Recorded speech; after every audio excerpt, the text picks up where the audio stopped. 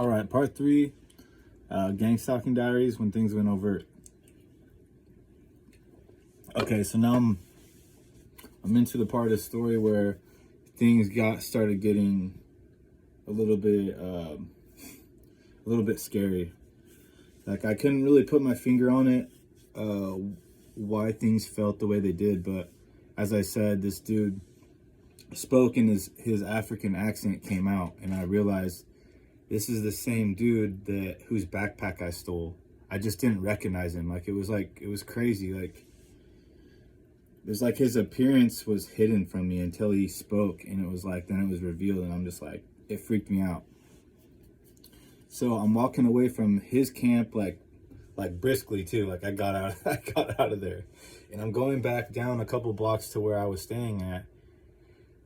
But this fear is still there. I'm just like, oh man, what's going on, right? And it's just feels eerie out.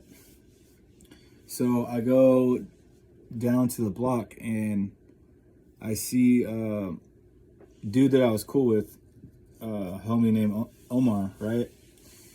And he's one of the people that were there that I actually kept in contact with, and this was 5-6 years ago, and we had time after this program. It's kind of a long story, but after I got off the street, my family helped him get off the street. I don't know how he's doing right this minute, but it's definitely I've seen God work in his life as well. So God used him to help me and me to help him, if that makes sense. So he was one person out there that I didn't get a weird vibe from. Everyone else is on some weirdo stuff, but this guy was solid, and I thank God for him because he was good to me. So anyways, I hit the block and I see him, and I'm like, hey Omar, what's up, bro? I was he's just he's like, what are you on? What are you doing? And I started telling him, I was like, yeah, I just went up to this dude's spot, and I'm I don't know what's up with him. He gives me a weird vibe, and I was just telling him, what was going on. And then, as I'm telling him the story, I'm faced towards Omar. He's looking behind me, and he's like, oh yeah, he's like this. He said, this mother effer right here, and it's crazy because I turn around and this guy is he's coming around the corner, just staring at me, and he's striking over towards us. But as Omar says that, he's like, oh yeah, this MF right here. He goes shrink, and then he pulls out this machete out of nowhere, right? So he's got this machete in his hand, and and so the dude comes over, and basically he's talking, but it's just I'm telling you, I don't know, it's just a really weird conversation. He starts kind of taunting me, and then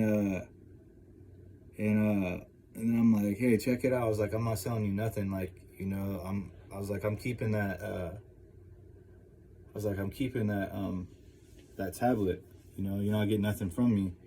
And he's like, oh yeah, well, I already hustled you for this pipe and all this stuff. And he's just kind of smirking, and so we're talking to him for a second, and I was like, all right, well, get out of here. we don't know you. And so as I'm talking to him, I start, the way this block is set up, it's it's maybe it's 2 blocks put together, but it's in a perfect rectangle. So as we're talking to this dude, and I started noticing these cars were going around these blocks, right?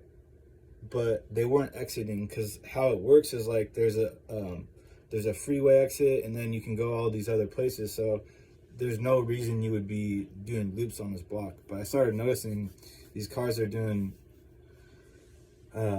loops on the block, and I'm and these people are looking at me and stuff, and I'm just oh no, this dude has people with him.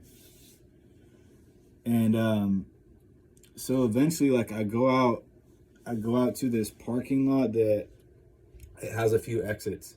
And so I'm just watching these cars go around and around, and I'm like, oh man, this ain't good.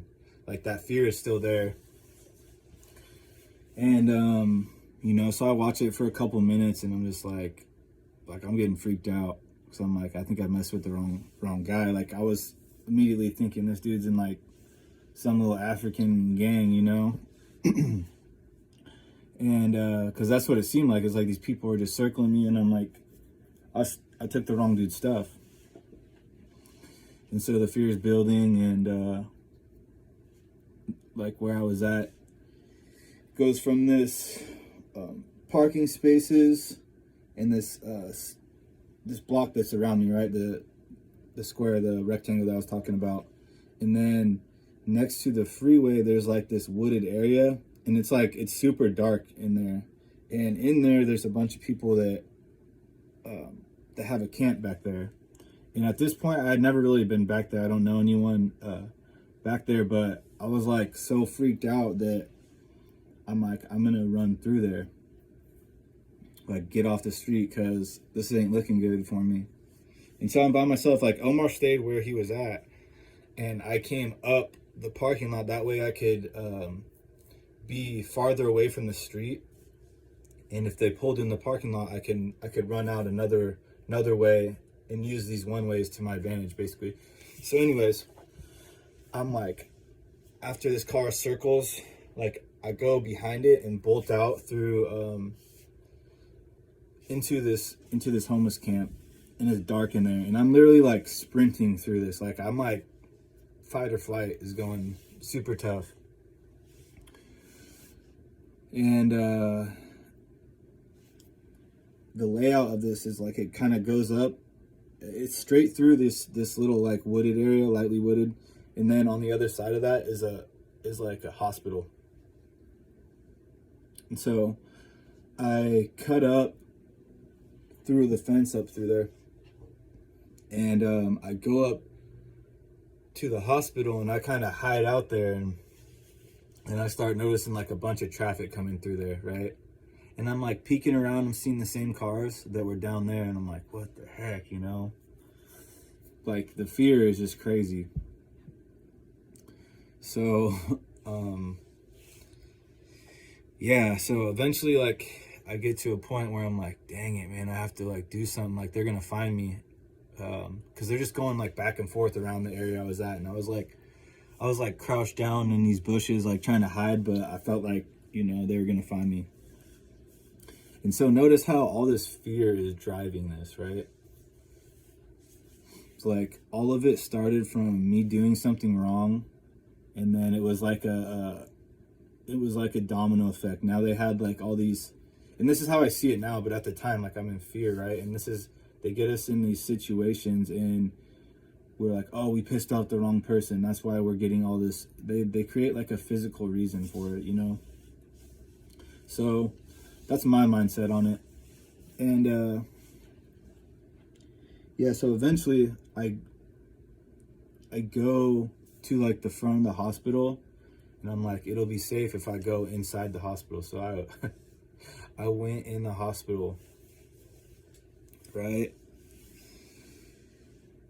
So I'm gonna stop there because I'm almost at 10 minutes again, and I'll do one more part in this story, because on the next one is like God sent me some help, but it got scary for a bit, for sure.